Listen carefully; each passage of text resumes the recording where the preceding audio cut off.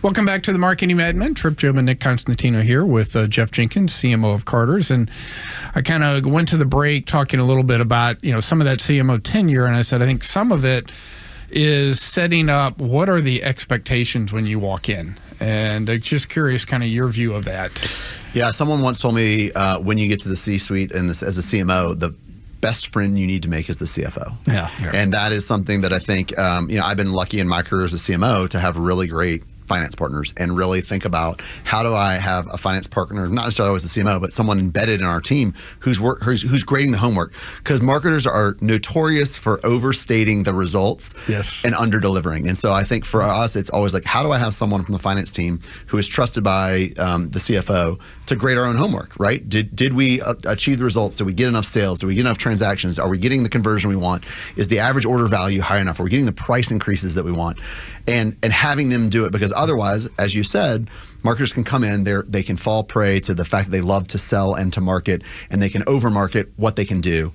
And I think that's the key difference. They hype the fuzzy metrics. Yes. Sometimes. Yeah. Well, and that's when I started my career. It was back, there were a lot of people who hyped awards and hyped, ad placements and things of that nature and impressions and all that, and they're the fuzzy metrics. I think one of the big problems you have with data is if you are someone who understands data, you also know how to manipulate data, and it is pretty darn easy to look at a pile of data and pull the stuff that matters the most and convince somebody who doesn't know any better that you're succeeding, right? It's like the joke, right? Has anyone ever told you when they lose at gambling? No, they only tell you when they win. How many bets they made? Oh my God, made $1,000 in the NHL playoffs. Like, what about the $2,000 you lost on the 6 bets beforehand? No one tells you that stuff. So, I think one of the biggest problems, and I agree it's a misunderstanding, but I also think that the balance between performance marketing and brand marketing is much harder to quantify. I think it's also when the CFO is involved, again, like you said, are they setting the metrics that you are based to succeed upon? Because if you're setting up your own metrics, you're going to always succeed because you're picking the metrics in which you're most likely to succeed at. So I think all those things are true.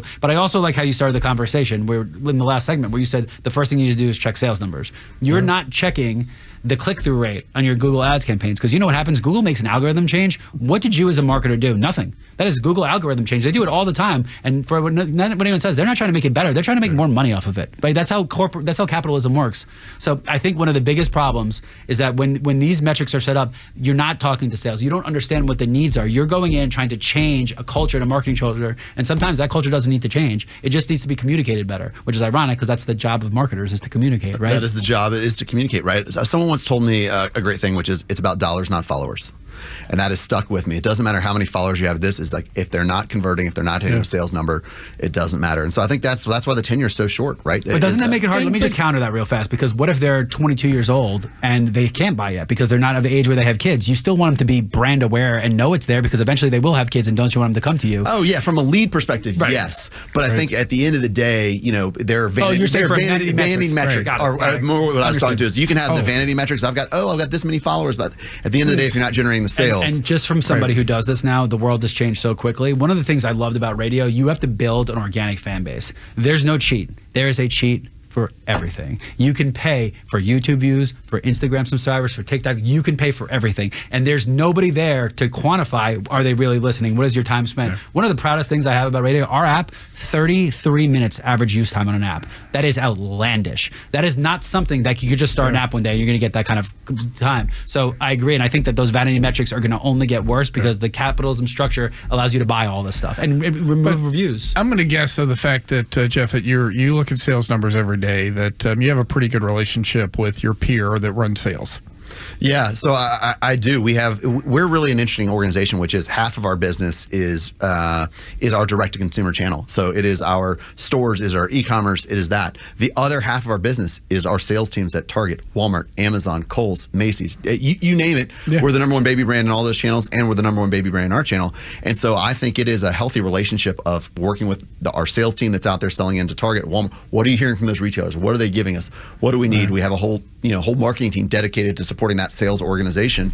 And then we have a whole team working with our direct-to-consumer business. And we have meetings, sort of, if you will, we used to call them, as a yum term, Jeep bonnet, which is from the World War II, where you would literally have a meeting on the hood, the bonnet of a car for 10 minutes and set your plans for the day. And so we have those every day. What are we hearing from the field? What are we hearing from the staff selling in the stores? What are we hearing from our e-commerce team? How do we adjust? And then let's move forward. Yeah, I love it. I mean, you're an institution that's big enough to have those conversations, right? There's probably some smaller companies that you're just kind of repeating yourself over. You have so many different moving parts.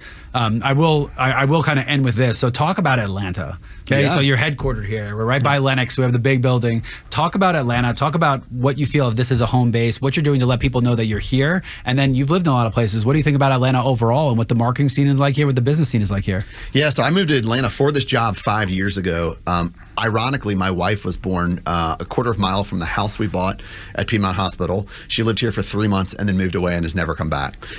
So it's oddly home for us. Atlanta as a city is amazing. The amount of talent that is here from a marketing, from a business perspective, the growth trajectory the city is on, and the community of Atlanta. I think that's the thing that we are really putting a doubling down. This year we just did a big partnership with the Boys and Girls Club of America, and we want to lean into really being part of the city. I think that's something that is incredibly important. And what Atlanta does better than most big cities is it doesn't feel like a massive city. You go to New York, I've lived in LA, I've lived in New York, it feels like a monstrosity that you can't wrap your arms around, and there's lots of little distinct pockets. Atlanta, the city, has this identity of Atlanta.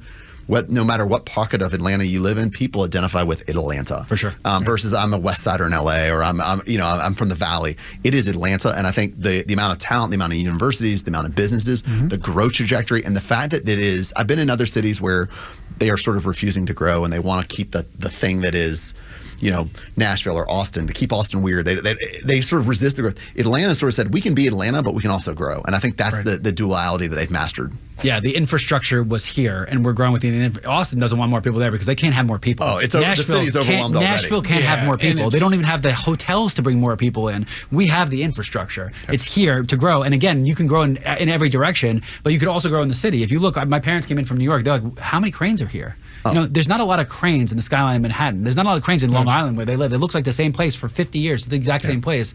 So we have the ability to grow. What's that talent looking like? What is hiring and recruiting like for you guys? Are you having success? Do you find people as a company people want to work for? How much of your marketing is going to just recruiting people? Yeah, no, I mean, I would say the entire jobs industry has been wild over the last few years of COVID, because the expectations of hiring have changed. The expectations, there is the element of, for a while, the market was so crazy. Like, people were getting, job offers right and left, particularly when everything was remote, because all of a sudden you could recruit people from other cities that you weren't. Because we literally deal with apparel, children's clothes. You got to touch, you got to feel it, you got to connect with those parents. We have 750 stores in the U.S. and 1,000 stores in North America. Being in person matters, and so I think that has been a thing for us. We are, I would say, we're an employer of choice. People love working. We have one of the best cultures, in my opinion, that I've ever worked for. Yum is another one that has a great culture. Carter's is unbelievable. We have, most of the people that work for us tend to be parents, right? And so we have this experience. I coached Little League Baseball for 4 years. I would leave at 4:45 on a Thursday because I had to coach. My team would go see me do that. We have an amazing culture, and then we are able to find talent here in Atlanta because there's so many great universities coming here. There's so many other great companies here. People want to stay in Atlanta, so they can tend to move around between companies. And it's been, I would say, not an issue for us. We continue to find phenomenal talent in Atlanta. You can stay true to your brand internally as well as externally. 1,000%. Which is fantastic. And not everyone does, because sometimes, as we talk, people will chase trends, they'll chase people, they'll chase things that aren't really at the core of their brand. So, Jeff, this has been fantastic. Thanks for joining us. It's a great story at Carter's, and also to hear your story. And you've been listening to the Marketing Madmen on Extra 106.3. We'll be back next week.